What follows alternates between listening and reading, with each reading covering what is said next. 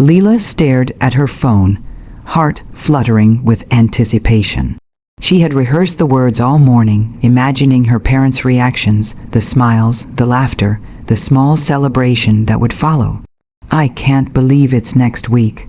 I'm so thrilled for him," she said softly into the phone, her voice brimming with a mixture of excitement and the nervous energy she always felt when sharing big news with her family.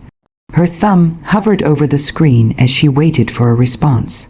The line crackled, and then came her father's voice, calm, almost unnervingly so.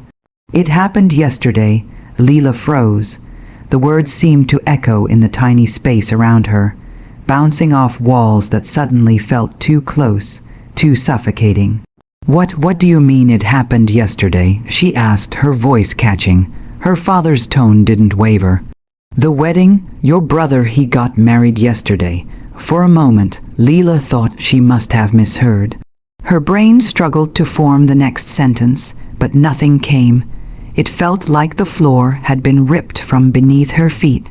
Her excitement, the careful planning of congratulations and gift ideas, the sparkling thoughts of seeing her brother in a suit and his bride in white, all of it shattered in an instant. "Yesterday," she repeated, disbelief creeping into her voice. I didn't know you didn't." Her father sighed, a faint note of impatience threading through the sound. "We didn't want to trouble you. It was a small family ceremony. You've been busy, Leela. You understand, right?" But she didn't understand.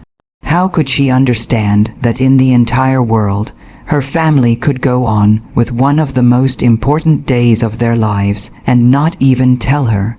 Not a call, not a text, not a single message, just exclusion. Her fingers trembled as she gripped the phone, nails digging into her palms. A swirl of emotions churned inside her: shock, confusion, hurt. A part of her wanted to scream, to demand why, to shake her father until he finally saw her. But another part, a quieter, more dangerous part, was already simmering with anger. Leela sank onto the edge of her bed, phone still pressed to her ear. She pictured the wedding, the flowers, the delicate white dress, the laughter, the proud smiles. And then she imagined herself not there, not smiling, not applauding, just left in the dark.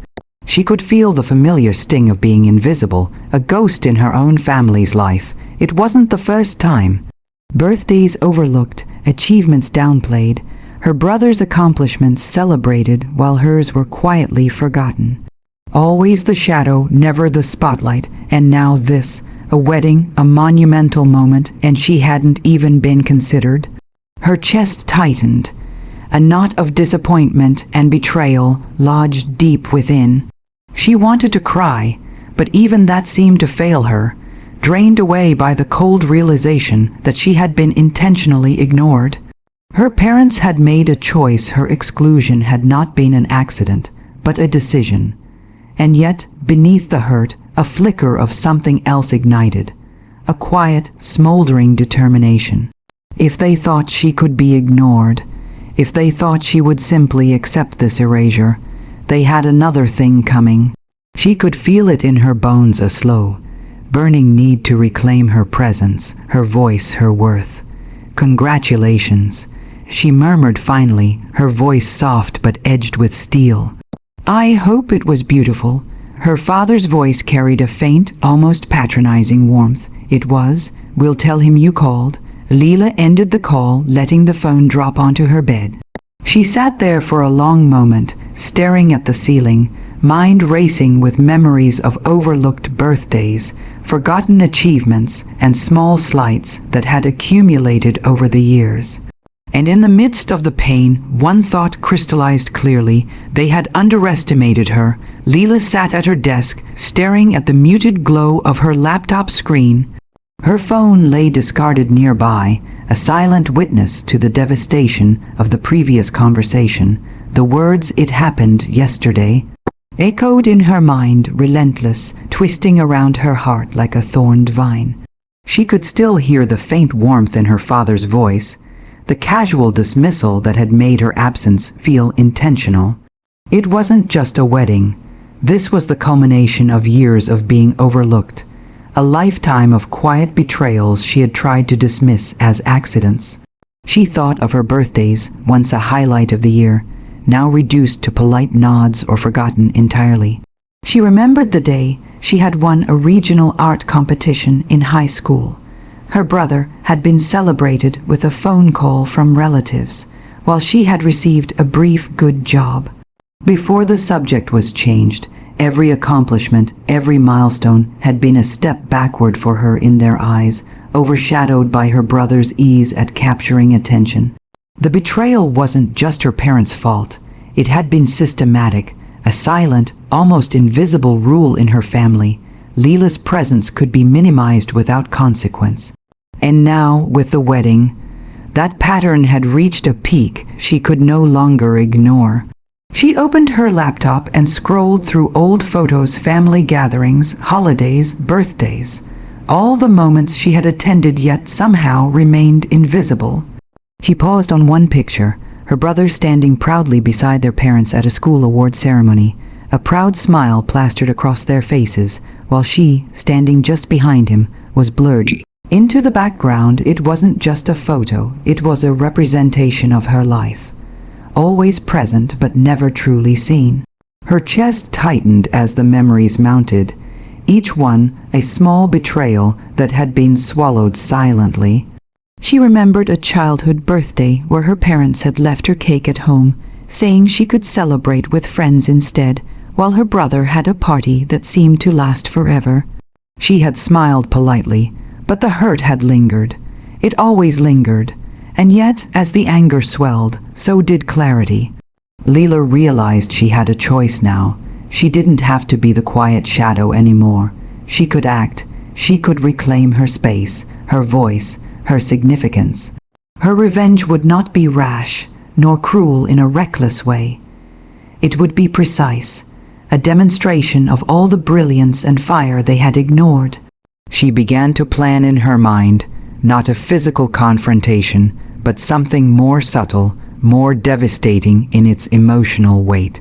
Perhaps a public acknowledgement of her achievements, a careful revelation of the times she had been excluded, or even an event where the family could witness her value firsthand. She wanted them to feel the emptiness they had forced upon her, to recognize the depth of their neglect not in anger, but in undeniable truth. Her fingers hovered over the keyboard, drafting notes. Ideas spilling out in a rush. Social media could be a tool, friends could help spread awareness, and events could be manipulated to her advantage. Each thought, each small plan, was a quiet spark in the dark, fueling a sense of purpose she hadn't felt in years. And yet, beneath the strategy, a more vulnerable emotion lingered, a quiet sorrow. This wasn't just about revenge, it was about acknowledgement. She wanted to be seen, truly seen, for the first time in her life. The anger was simply the fire that would illuminate her path. For the first time since learning about the wedding, Leela felt a strange mixture of control and liberation. She wasn't powerless and she wasn't invisible. They had underestimated her, yes, but that mistake would be costly for them and for her own future. She leaned back in her chair, exhaling slowly, letting the storm of betrayal settle into determination. The wedding had happened without her, but she was not finished, not by a long shot. And as the night deepened, Leela began to see the contours of her plan, a quiet, patient revenge that would be unforgettable. Leela stood by the window, the city lights reflecting off her eyes like tiny shards of fire. And when you invited to, and every day she had replayed the scene in her mind, politeness, and the CSTSAURTL, with deceasing, her father's calm voice. People won't know how to react. Been justified, but now the hurt had transformed into something sharper, cleaner, purpose. She was no longer the invisible sister. She would make sure her presence, her brilliance, and her voice could no longer be ignored. Her plan wasn't impulsive. It had to be meticulous. Leela wanted them to feel the weight of their neglect in the most undeniable way possible, but without descending into spiteful theatrics. Subtlety was key. She would not yell, she would not confront with rage. She would show them, gently but irreversibly, that she had always existed and they had failed to see her. Her first step was social. She began reaching out to family friends, distant relatives, and even colleagues her parents admired. She subtly shared anecdotes of her achievements, promotions, awards, creative projects, and volunteer work, but framed them innocently as casual updates. No gloating, no accusation, only the undeniable facts of her life and accomplishments. She noticed the first signs of stirrings, relatives mentioning her at gatherings, friends asking about her, small compliments slipping into conversations with her parents. The second step was more direct. She organized a small exhibition of her art at a local gallery, deliberately inviting the extended family and those closest to her parents. She didn't advertise it as a confrontation, only as a celebration of her work. The night of the exhibition, the gallery buzzed with energy. Strangers admired her paintings. The press took notes. Friends and colleagues praised her talent. And then, as if on cue, her parents arrived, surprised but smiling politely, unaware of the quiet storm about to unfold. Leela approached them calmly, her expression serene. "I'm glad you could make it," she said softly, her voice carrying a subtle weight. She guided them through the exhibition, letting them see, truly see, the world she had been building all this time. She explained her inspirations, the stories behind her pieces, the late nights and sacrifices that had gone into her work. Every glance from the guests, every nod of admiration, reinforced the truth she had been too polite to assert for years. Her parents shifted uncomfortably. For the first time, they were confronted not with the shadow of their son, but with Leela's undeniable presence. Her father cleared his throat, trying to smile, but it was awkward, strained. Her mother's eyes flickered with guilt, though she tried to mask it with polite pride. But Leela noticed every tremor in their posture, every hesitant word. She didn't need them to apologize. She only needed them to understand the depth of what they had ignored. By the end of the evening, whispers of admiration had spread, and relatives who had once overlooked her were now discussing her work with enthusiasm. Leela stood quietly at the center, letting the scene unfold. She felt a strange mix of emotions, satisfaction, empowerment, and a faint undercurrent of sorrow. Revenge had never tasted this bittersweet, so close to joy, yet shadowed by years of neglect. As the crowd thinned and the lights dimmed, Leela walked to the balcony and breathed in the crisp night air. Her parents had followed, hesitant but silent. She didn't need words. The night, the admiration, the undeniable proof of her worth. It was enough. They had finally seen her, and in that quiet moment she realized something profound. This wasn't just revenge. It was liberation. She was no longer the girl who waited in the wings for recognition. She was a force in her own right, and from now on, she would write her own story, on her terms. The wedding had happened without her, but tonight, Leela understood that her life, her brilliance, her achievements, her very existence, could no longer be ignored.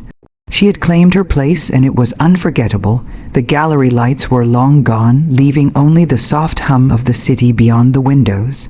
Leela sat alone on the balcony, the night air brushing against her skin like a gentle reminder of how far she had come. Her parents' footsteps echoed softly inside, moving around her apartment, careful, hesitant, almost reverent. She didn't look back. She didn't need to. Tonight, she had claimed her presence in a way that no words, no tears, and no silent waiting had ever managed. It had been weeks since the wedding she hadn't been invited to, and yet she found herself thinking about it often. Not with bitterness this time, but with a quiet clarity. She had grieved her exclusion, and she had grieved years of being overlooked, but now there was a sharp edge of triumph beneath the sorrow. She had made them see her, not through confrontation or anger, but through undeniable proof of her life, her creativity, and her worth. Her parents hadn't spoken much since the exhibition. When they had, their voices carried a tentative warmth, a mixture of pride and guilt that they could not quite mask. They had apologized, though softly, cautiously, as if testing the waters of a river they had almost drowned her in. Leela had accepted the words, but she had understood something deeper. Acknowledgement could not erase the past. It could only mark a beginning. Sitting on the balcony, Leela reflected on the journey that had brought her here. The heartbreak, the confusion, the betrayal. It had all been real, sharp, and biting. But those same experiences had forged her resolve, sharpening her mind and strengthening her spirit. She realized that revenge had never been about hurting her family. It had been about reclaiming herself, asserting her presence in a world that had repeatedly ignored it. The satisfaction wasn't in punishment, it was in recognition. She thought about her brother, about the life he had stepped into seemingly effortlessly, about the wedding that had gone on without her. For a moment, a pang of sadness tightened her chest. She had wanted to celebrate him once, genuinely, before realizing that celebration was never meant for her. But the feeling passed, replaced by a quiet determination. She would continue to shine, not for them, but for herself. She would live boldly, openly, without waiting for anyone's permission or acknowledgement. A gentle knock on the balcony door startled her.